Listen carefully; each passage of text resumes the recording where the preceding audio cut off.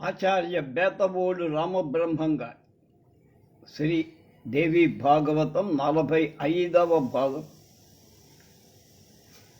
24/9/20. హరిశ్చంద్రుడిని అమ్మేయటం కూడా అయిపోయింది. హరిశ్చంద్రుడిని అమ్మేశాడు కౌశికుడు, అంటే విశ్వామిత్రుడు. ఒక మధ్యలో దళారీని పెట్టుకొని కాటి కాపరిగా హరిశ్చంద్రుడు. విశ్వామిత్రుడు అటు వెళ్ళగానే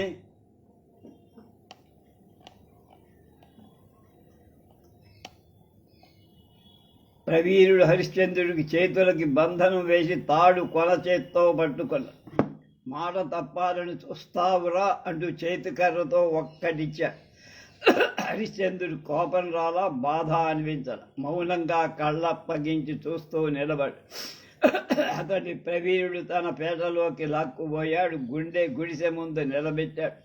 కాళ్ళకు కూడా బంధం వేశాడు. అలా వదిలేసి తాను వెళ్ళి గుడిసెలో దూరి కుక్కి మంచం మీద హాయిగా పడుకొని నిద్రపోయాడు. హరిశ్చంద్రుడు ఆలోచనలు సుడుగులు తిరిగాయి. తన జీవిత చిత్రమంతా కళ్ళ ఎదుట కట్టకట్టపటికి ఇలా చండాలత్వం దాపురించింది కదా అని విలపించాడు. మాధవీదేవి ఎంతగా విలపిస్తుందో, నాన్న అన్న అన్న అని నా కోసం పలవరించే రోహితుణ్ణి సముదాయించలేక ఎలా సతమతమవుతుందో, ఇదిగో వస్తాడు అదిగో వస్తాడని బుజ్జగిస్తుందేమో. పిచ్చిది, నాకు చండాలత్వం వచ్చిందని తెలియదు కదా. భగవంతుడా, ఎంతటి దుర్దశ రాసి పెట్టావయ్యా మా నుదుట. నిరంతరం అవే ఆలోచనలతో దుఃఖిస్తూ మహారాజు రోజులు గడుపుతున్నాడు. 5వ నాడు చండాలుడికి రవ్వంత దయ కలిగింది. బంధాలు విప్పేసి, కింకరా, ఈ కాశీకి దక్షిణం దిక్కున శ్మశానం ఉంది, అది మనది. ఈ రోజు నుంచి నువ్వే దానికి కాపలా. వదిలేసి ఎక్కడికైనా షికార్లు కొట్టావో జాగ్రత్త. సుంకం సరిగ్గా ఎక్కువ తక్కువ లేకుండా వసూలు చేయ. ఎయ్యకపోయావో ఇదిగో కర్ర, వీపు పగిలిపోద్ది. గుడిసె వెనకాల ఇంకో పాత కర్ర ఉంది, అది తీసుకో. వీరబాహుడి కర్ర అని అందరికీ చెప్పుకో. వెళ్ళు, ఇంకా నిలబడ్డావే అన్నాడు. ఇమంచ జజ్జరం దండం గృహీత్వా యాహి మాచిరం వీరబాహోరయం దండా ఇది ఘోషత్వ పర్వత. హరిశ్చంద్రుడు కాళ్ళేడ్చుకుంటూ శ్మశానం చేరాడు. భయానకంగా ఉంది. పుర్రెలు కాలుతున్నాయి. పుర్రెలు ఎముకలు చెల్లాచెదురుగా కాళ్ళకి తగులుతున్నాయి. 4 వైపుల నుండి పట్టపగలే నక్కల కూతలు వినపడుతున్నాయి. గద్దలు రాబందులు గుంపులు గుంపులుగా వాడుతున్నాయి. ఏలేస్తూ ఎగురుతున్నాయి. సగం కాలిన శవాలు పళ్ళికెలుస్తున్నాయి. జీవితం శాశ్వతం అనుకుంటున్న బతుకుతున్న వాళ్ళు పరిహసిస్తున్నట్టున్నాయి. శరీరాలకు కడపడి సన్మానం ఇదని బోధిస్తాయి. అర్ధదగ్ధ శవాస్యాని వికసద్దంతపంక్తిభి వాసంతి వాగ్నిమధ్యస్థ కాయస్త్వైవం వ్యవస్థిత.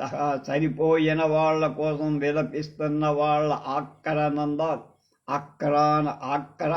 ఆక్రందాలు గుండెలను పిండేస్తున్నాయి. హా పుత్ర, హా మిత్ర, హా బంధువు, హా సోదర, హా ప్రియ, హా పతి, హా మేనలుడా, భాగినేయ, హా మాతుల, హా పిత, పితామహ, మాతా, సౌత్ర, పౌత్ర, మమ్మల్ని విడిచి ఎక్కడికి వెళ్ళావు? తిరిగి ఒక్కసారైనా కనిపించోనే ఆర్తస్వరాలు హృదయాలకు తూట్లు ఉన్నట్టుండి అరుస్తోంది. కొవ్వు కరిగి చొయ్యి చొయ్యమంట చిటపడలాడుతోంది. ఇది కల్పాంతమా అనిపిస్తూ దారుణంగా ఉంది. కల్పాంత సదృశాకారం శ్మశానం తత్సు దారుణం. స రాజా దత్త సంప్రాప్తో దుఃఖ దేవమశోర.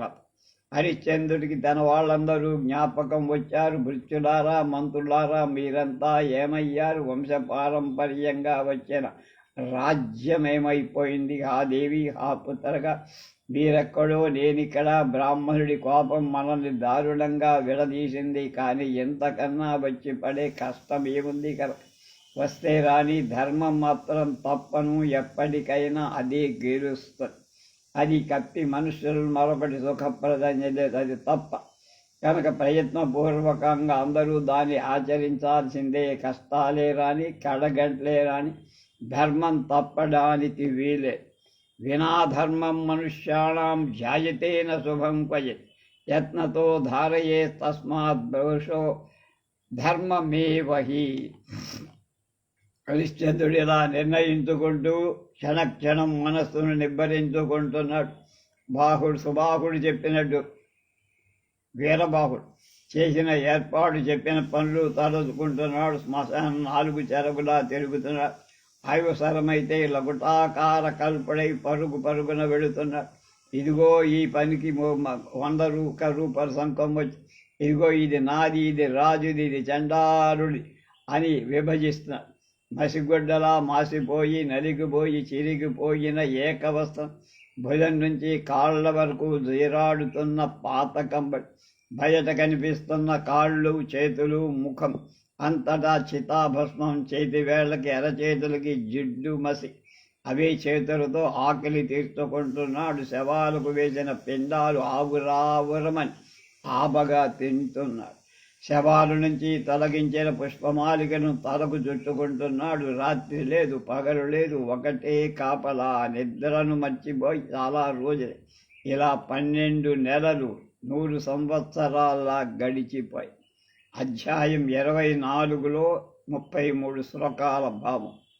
జీర్ణైకపట సుగంధీకృత కంధా పరిగ్రహ చితాభస్మ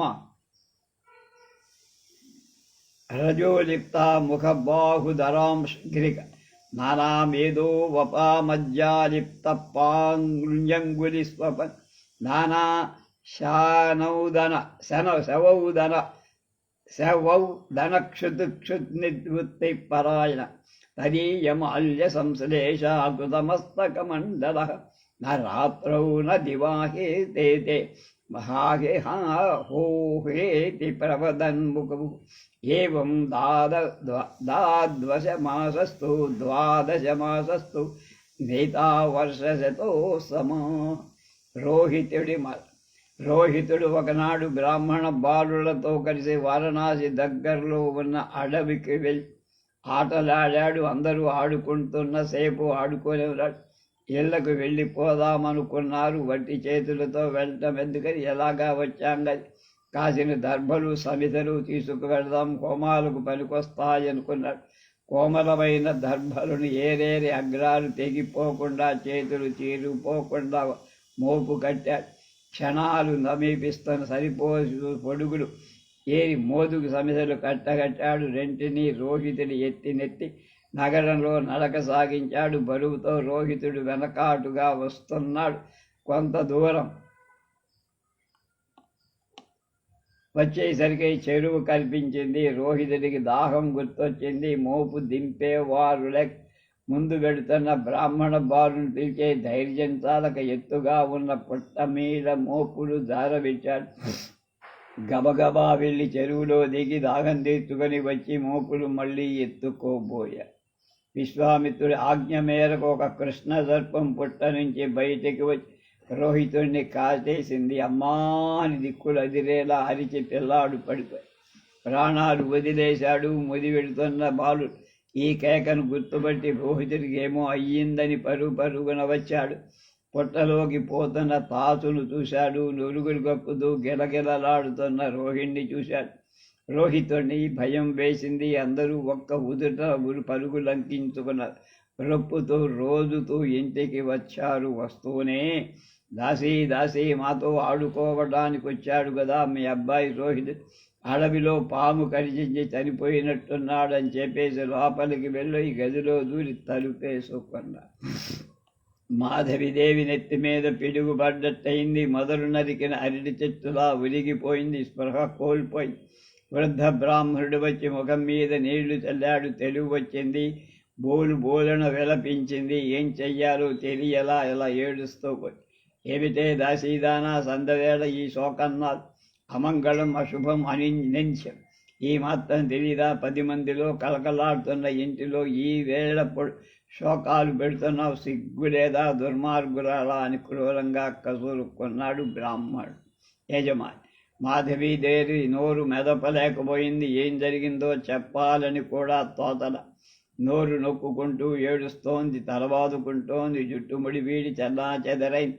అసలే మలిన వస్త్రాలు ఒళ్ళు తెలియకుండా నేల మీద పడి దొర్లుతోంది. కడుపు చెయ్యం పట్టినట్టు ఏడుపు దెయ్యం పట్టినట్టు విలపిస్తోంది. బ్రాహ్మణుడికి ఇది అసహ్యమనిపించింది. కోపం చొర్రు. దుష్టురాలా కోడి నిష్కాలుని మొగుడి మొగాన పోసుకొన్న. ఇంకా ఏడాది కాల అప్పుడే నందు ఉంచేస్తున్నారు ఇంటి పనులు చెయ్యటానికి. అంత ఓపిక లేని దానివైతే నా సొమ్ము ఎందుకు తీసుకున్నారే? వెళ్ళు, పట్టుకురా నా డబ్బు. రే వస్తావా?